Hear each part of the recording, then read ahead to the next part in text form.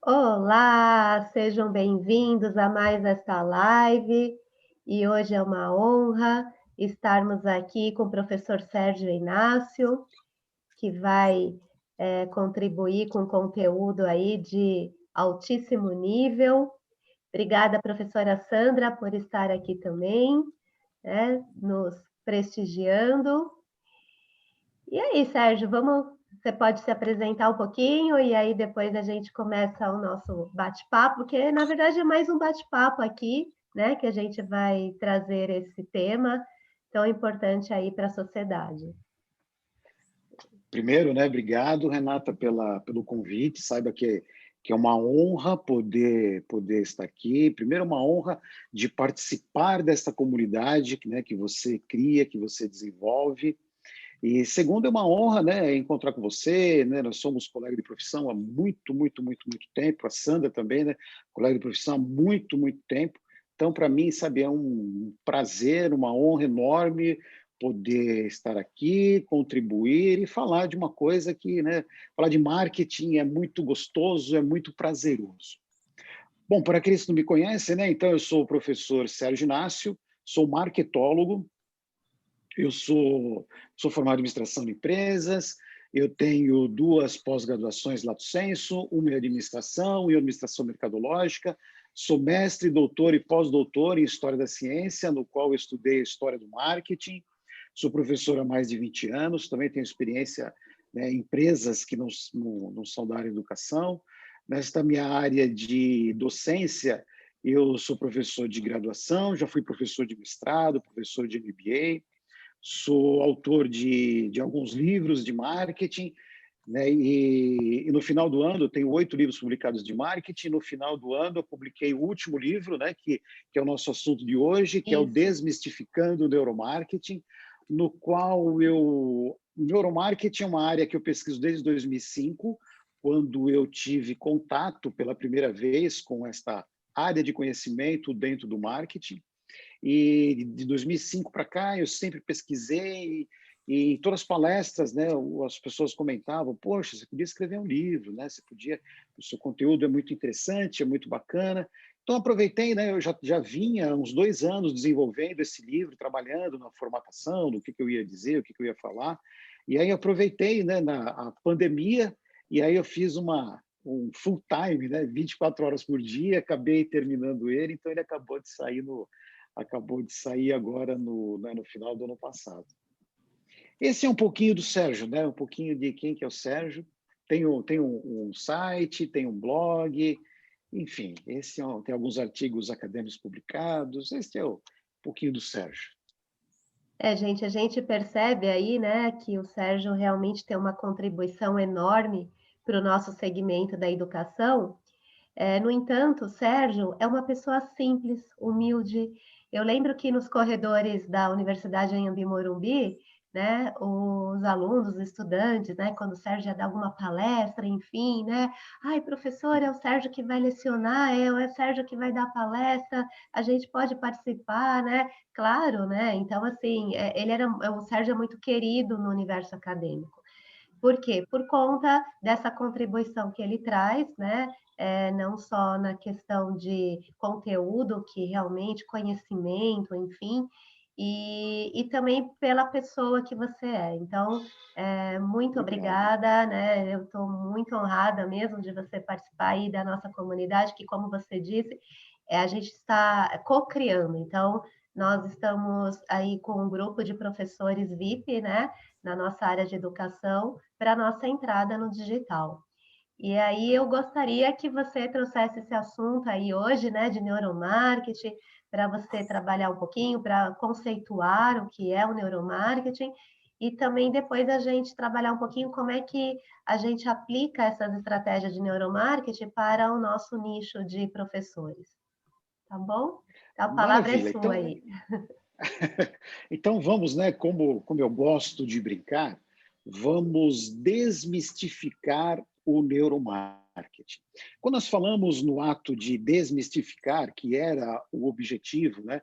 O primeiro livro que eu escrevi na minha vida foi Desmistificando o Marketing, que o meu objetivo principal era mostrar que marketing é uma coisa simples, é uma coisa bacana, é uma coisa replicável, é uma coisa fácil, fácil de você colocar em prática dentro de, independente de qual seja a sua organização, setor, tamanho. E quando eu peguei esse projeto de falar sobre neuromarketing, o meu objetivo também era esse, é mostrar que o neuromarketing, ele não é um bicho de sete cabeças. Ele é uma área de conhecimento simples, aplicável. Nós vamos falar em relação às tecnologias que são utilizadas para que você trabalhe com uma pesquisa de neuromarketing. Vocês virão que essas tecnologias realmente elas são caras e difíceis de ser aplicáveis. Porém, eu não preciso ter essa tecnologia. Basta apenas fazer o quê? Aprender com o que já foi feito. Esse que é o bacana do neuromarketing. Esse que é o bacana. Por isso que o meu objetivo é esse, mostrar que não tem segredo, não tem segredo. A grande parte das pesquisas que são realizadas em neuromarketing elas são publicadas em periódicos, são publicadas em livros, são publicados em blogs. E o que você pode fazer? Simplesmente, com essas descobertas que são evidenciadas, que são publicadas, você colocar em prática na sua organização. Este que é o mais bacana. E o mais bacana ainda é que o próprio marketing dessa maneira. Não é porque uma empresa fez uma pesquisa extensa, legal. Eu sou muito a favor das pesquisas, eu acho que só as pesquisas conseguem engrandecer uma área. Mas não é porque você não tem a condição de fazer aquela pesquisa que você ficará proibido de aplicar essa descoberta. Então, esse que é o mais bacana, não preciso ter essas tecnologias, porque as tecnologias realmente elas são um pouco onerosas para as organizações. Pensando nesse ato de desmistificar o neuromarketing, a gente já começa com um conceito de neuromarketing que ele é extremamente simples e que não requer prática nem tampouco habilidade, é extremamente simples. O que é o neuromarketing? Neuromarketing nada mais é do que uma técnica ou técnicas de pesquisa que permitem às organizações ler as respostas não verbais dos consumidores. O que significa isso, ler respostas não verbais? Uma situação, você pega numa pesquisa de mercado tradicional, por mais que seja uma pesquisa bastante técnica, o que acontece? Uma coisa é o que o consumidor fala. Né? Você faz um focus group, começa uma discussão a respeito, olha, você compraria esse aparelho de celular que você lançado, que ele vai ser assim, assim, assim. Uma coisa é o que o consumidor ele está falando para você. Muitas vezes ele mente, mas ele não mente porque ele quer. Ele mente porque talvez ele não consiga expressar adequadamente o que ele sente. Muitas vezes ele quer talvez ter um destaque no meio daquele grupo de pesquisados que estão sendo passando o processo. Às vezes ele não, ou simplesmente não sabe expressar o que ele diz. Então existe um certo gap entre o que realmente aquela pessoa sente e o que realmente ele deseja. E o neuromarketing entra nesse ponto. Ele procura fazer o quê? Minimizar esses possíveis erros que existem quando nós temos as pesquisas tradicionais de mercado. Isso é o que o neuromarketing faz. Como que ele faz isso? Ele faz isso com o uso ou com o auxílio de várias áreas de conhecimento. Quais são essas áreas de conhecimento que o neuromarketing ele pega para poder entender um pouquinho o que se passa dentro da cabeça do consumidor? Ele utiliza a antropologia. A antropologia é muito interessante para que você consiga entender como o consumidor reage a determinados comportamentos, tá? Estímulos de marketing. Economia comportamental, que é uma área que está crescendo muito nos estudos do consumo. Psicologia social.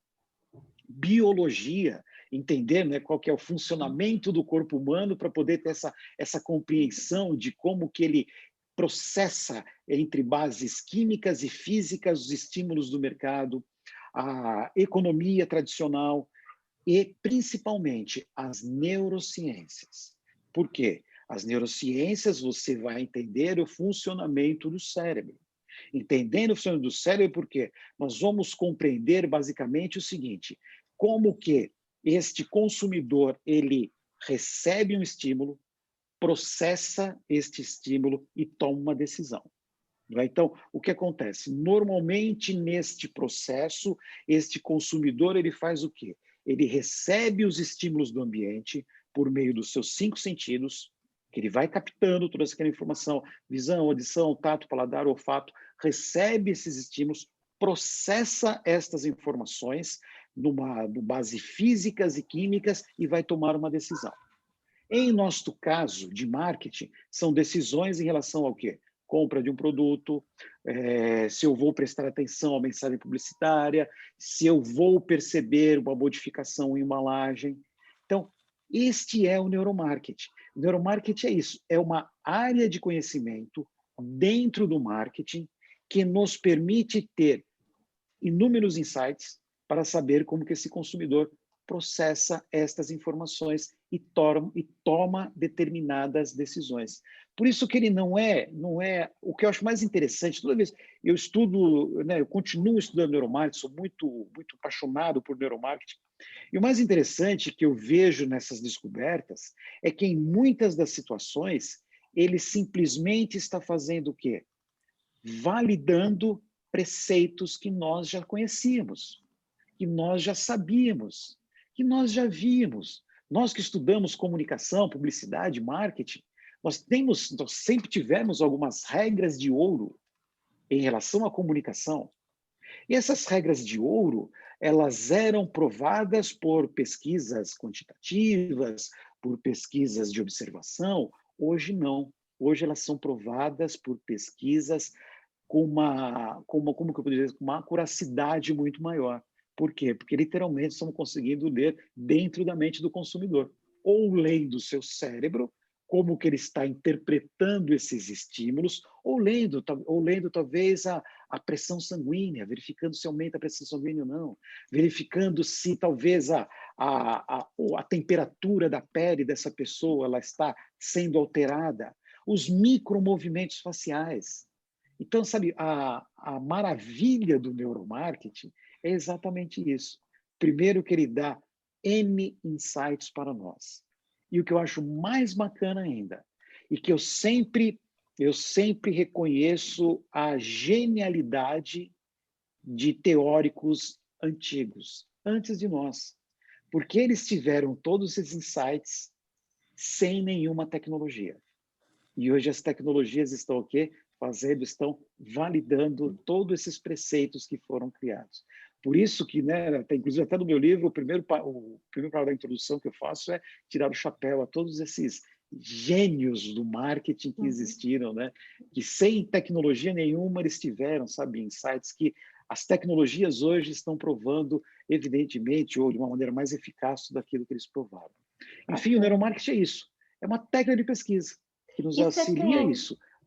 Desculpa, você tem algum caso Imagina. prático que você pode passar para a gente? A gente até colocou aqui no curso semana passada, né, aquele comercial do Super Bowl, da Volkswagen, que eles colocaram homens, né, para fazer uma pesquisa em máquina de ressonância magnética e assim interpretar esses insights não verbais que você disse, né? Quais são os elementos que eles estavam mais com foco e toda a linguagem não verbal. Agora, eu não sei se você tem algum outro exemplo prático para mostrar para a gente, falar para a gente, enfim. Tenho, porque o legal, né? O legal do neuromarketing é que, e o que é mais bacana, por exemplo, nossa área aqui é de marketing, que 99,99% desses exemplos são práticos. Né? Esse que é o bacana. Por exemplo, o caso do Super Bowl, que você comentou com uma primazia muito boa, né? Sabe, fantástico. O caso ali do Super Bowl, o que nós temos no caso do Super Bowl, né? Que foi aquele lado do pequeno Darth Vader, né, que faz que dá aquele show no meio da propaganda. Ali é um exemplo prático porque eles utilizaram 2 técnicas em neuromarketing ali. O Fernando Kimura ele não fala de 2 técnicas naquela palestra, mas foram 2 que eles utilizaram. Bacana. Eles utilizaram o quê? O aparelho de ressonância magnética funcional, no qual o aparelho de ressonância magnética funcional ele vai medindo quando nós recebemos um estímulo, o estímulo, no caso, é um estímulo visual, e um estímulo auditivo, por quê? Por causa que a trilha sonora lá da Marcha Imperial ela é extremamente forte naquela propaganda. Recebiam 2 estímulos. Quando nós recebemos um estímulo, algumas áreas do cérebro elas recebem mais oxigênio. E aí eles conseguem perceber, bom, aquela área do cérebro que recebeu mais oxigenação está relacionada à memória, à memória de longo prazo, de curto prazo, à emoção, a lembranças, enfim, ele vai indicar para nós, junto com o protocolo médico, quais são as áreas que foram mais estimuladas naquela ação. Então, ali nós tínhamos o quê? Primeiro, nós tínhamos o aparelho de ressonância magnética funcional. E segundo, nós tínhamos o eye tracking. O que é o eye tracking? O eye tracking também é um aparelho muito usual quando nós pensamos em termos de neuromarketing, e ele permite o quê? Ele verifica aonde que existem as paradas oculares. Aonde que as pessoas elas olham quando partem do estímulo de marketing barra, pode ser uma propaganda, uma embalagem, um produto, um outdoor, que seria no caso uma propaganda. Então ele verifica onde que as pessoas elas detêm o olhar. Naquele vídeo é muito interessante porque essa propaganda ela foi modificada, né, igual você falou, que ali é a versão final, ela foi modificada por quê? Porque simplesmente as pessoas, quando a gente vê aqueles traços vermelhos, né, onde que a Uhum. pessoa está olhando, as pessoas só olhavam para o menininho. Porque o menino era uma gracinha. Só olhavam para o menininho. E também porque, segundo, primeiro, só olhavam para o menininho. Segundo, nós somos apaixonados por rosto.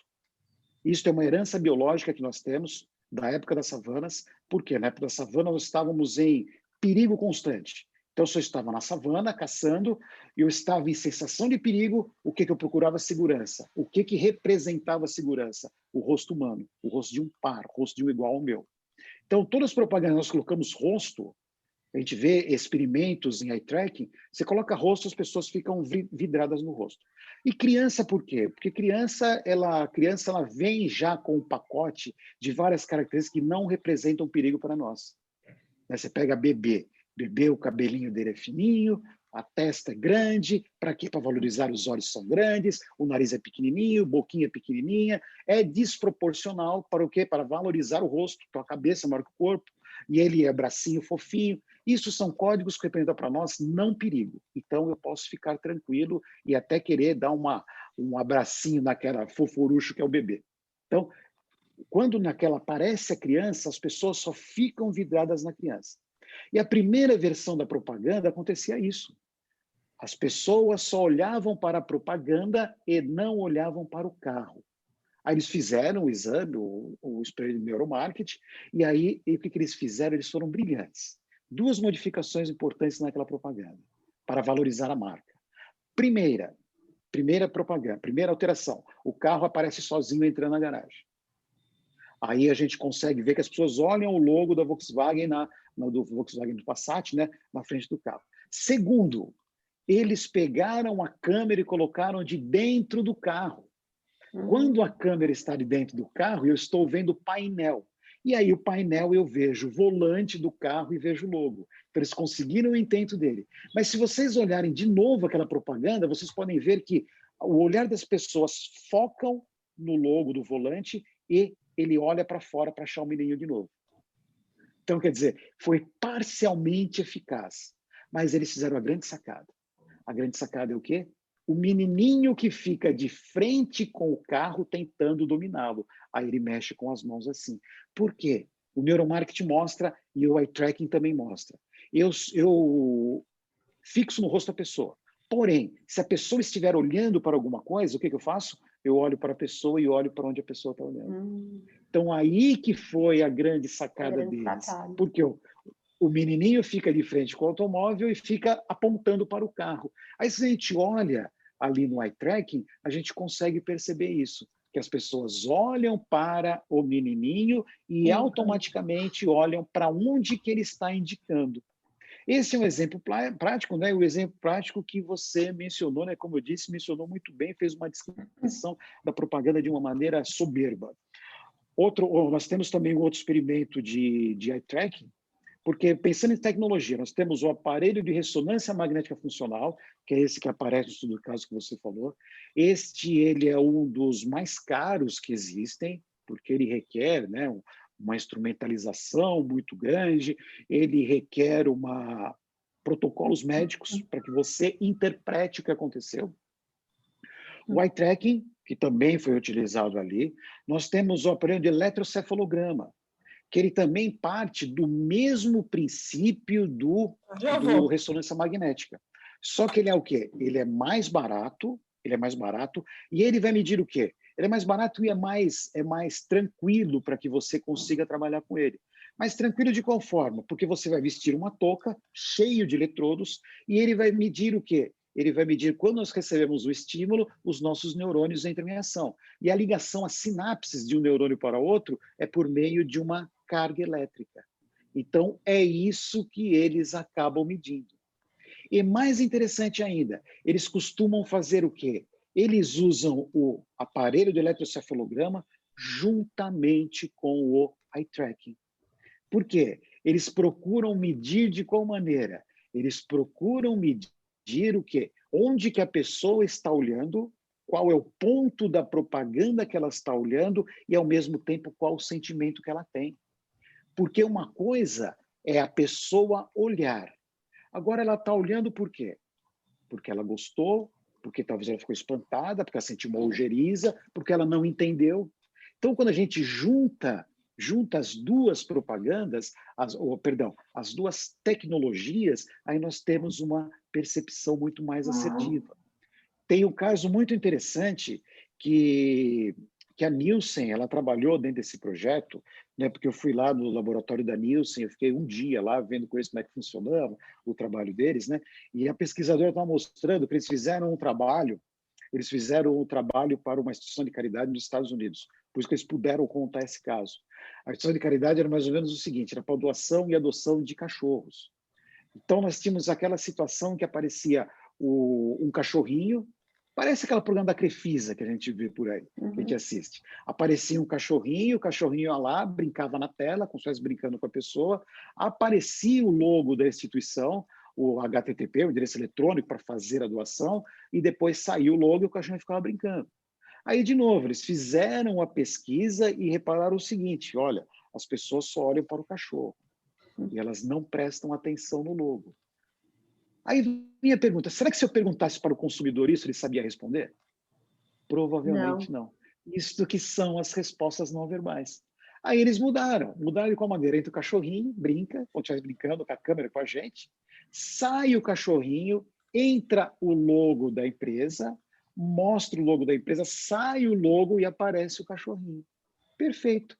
A atenção das pessoas subiu de uma maneira vertiginosa e eles realmente prestaram atenção no endereço, que era o objetivo principal deles, né? Tudo bem que o cachorrinho era só um argumento, era um prime, né? Para chamar a atenção, mas o objetivo principal era a doação. Nós temos também aparelhos que medem perfis salivares. O que são perfis salivares? Alteração hormonal.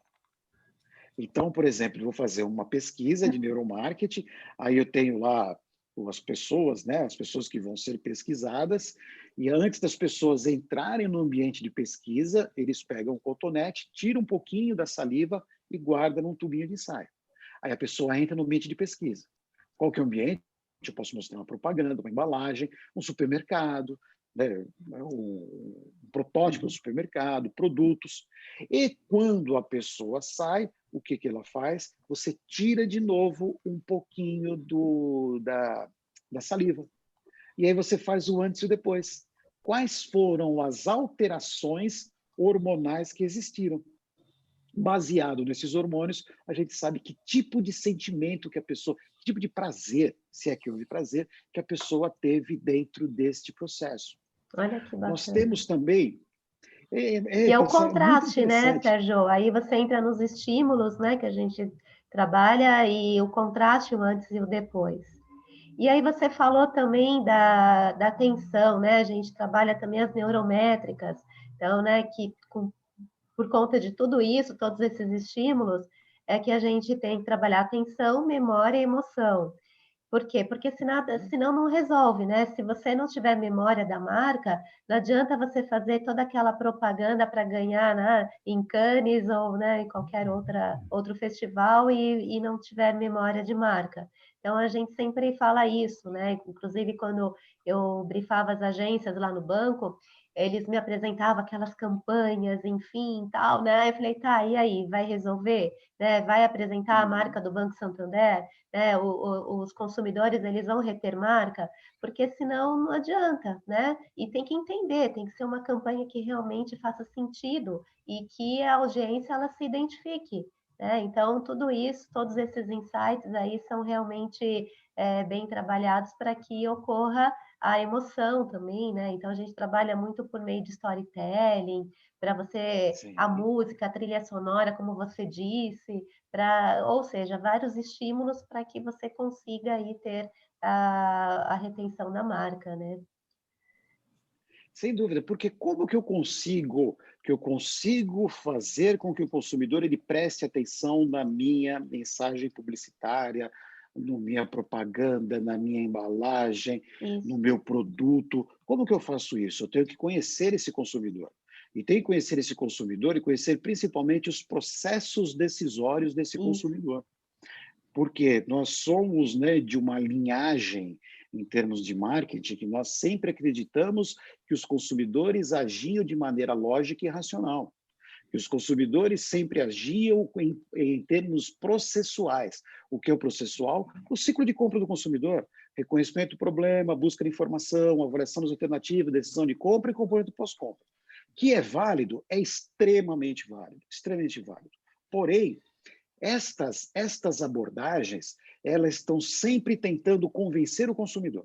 Sempre eu tento convencer o consumidor. O famoso modelo AIDA, atenção, interesse, desejo e ação. Eu estou sempre tentando convencer o consumidor. Só que o consumidor, por natureza, ele adora contra-argumentar. Faz parte da natureza humana, nós temos essa habilidade de questionar. Então, o neuromarketing ele vem para falar o seguinte: olha, legal, é muito útil o que você tem do lado racional, só que nós temos o famoso homo irracionalis. Eu tenho o homo econômicos, que é lógico em seus processos decisórios, e nós temos o homo irracionalis. O homo irracional, o que acontece? Psicólogos comportamentais, eles dizem o seguinte, que em média 97,5% das decisões de compra são tomadas de forma não consciente. Não consciente é diferente de inconsciente. Inconsciente é quando eu estou fora do meu sentido desmaiado. É não consciente. O que significa não consciente? É piloto automático. O que é piloto automático? Eu não processo as informações. Eu tomo as minhas decisões de uma maneira rápida e de maneira direta. Por que eu tomo decisão de maneira rápida e direta? Porque se eu tiver que pensar, eu vou gastar energia. Se eu gasto energia, eu vou ficar estafado. Se eu fico estafado, é uma coisa desagradável. Então, por isso que para entender o comportamento do consumidor, nós temos que tentar falar com o verdadeiro cérebro decisor, que é o nosso cérebro mais antigo, é o cérebro reptiliano, é o cérebro da época das savanas, nas quais nós tínhamos que ter três decisões básicas. Três.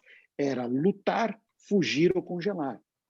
Por quê? Por causa que era um perigo enorme, não podia parar. Eu ouvia o rugido de um predador, não podia parar e pensar, olha, o que será que é este rugido? Se eu pensasse, seria devorado. Então tinha que ser rápido. Esse nosso cérebro automático, o cérebro reptiliano, o cérebro mais antigo, ele foi muito benéfico para a nossa sobrevivência. E tudo aquilo que é benéfico à nossa sobrevivência, nós vamos passando de geração para geração até chegar aos dias atuais.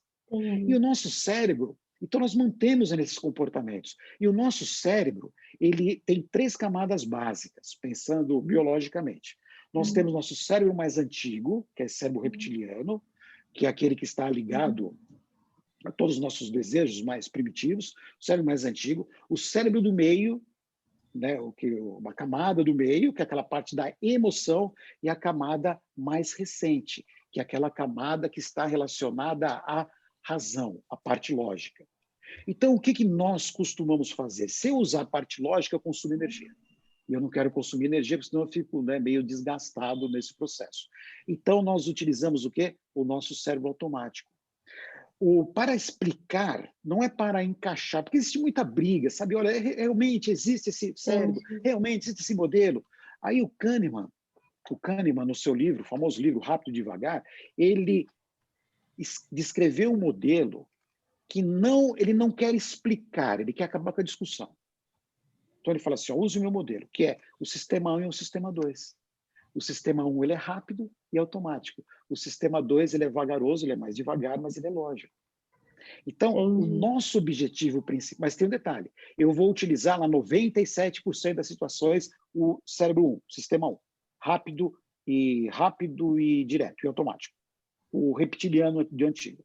Só que quando ele não consegue dar conta dessas situações, ele vai utilizar o cérebro analítico. Entendi. O cérebro Sérgio, analítico. desculpa te Então, o nosso interromper, a gente já objetivo... está nos minutos finais aqui da sua brilhante Já apresentação. passa Se muito você rápido. puder, passou muito rápido, né? Esse conteúdo é muito bom, enfim.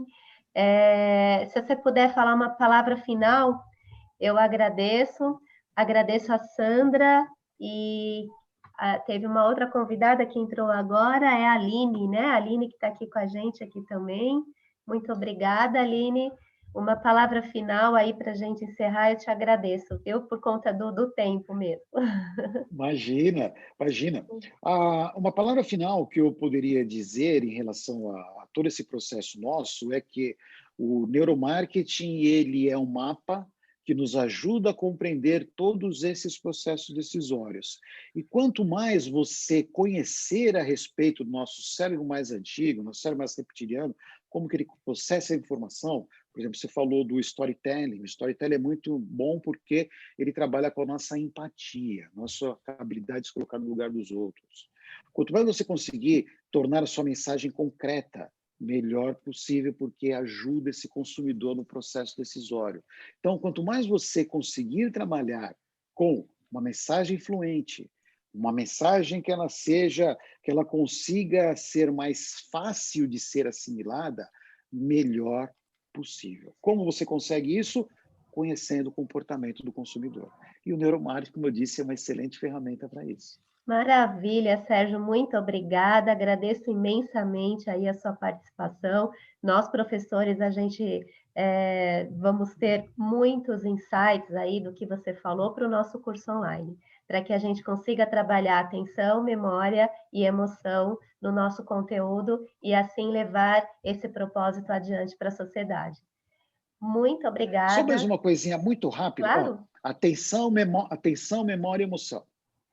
Atenção, memória e emoção. Isto é cérebro reptiliano. Isso. Isto é trabalhar com o nosso cérebro decisor. Como que eu presto atenção? Eu presto atenção quando eu recebo um estímulo que já está armazenado na minha memória de longo prazo. Isso. É um priming. Eu recebo um priming, eu lembro. Né? Memória é aquilo que já está bem guardado. E a emoção é quando a gente... E a emoção é um dos principais decisores de compra desse consumidor. Quando me emociona, eu me envolvo. Se eu me envolvo, eu presto atenção. Se eu presto atenção, eu consigo perceber o que você está falando. Perfeito. Muito obrigada. Agradeço Imagina. imensamente aí. Sucesso para você, viu? Obrigada. Obrigado. Eu que agradeço e conte sempre comigo, viu? Muito Sempre que obrigada. precisar, nós estamos aqui para bater um papo. Obrigada. Obrigada, De namastê. nada. Obrigada. Obrigada, Sandra, Aline. Obrigada. Obrigada a você também.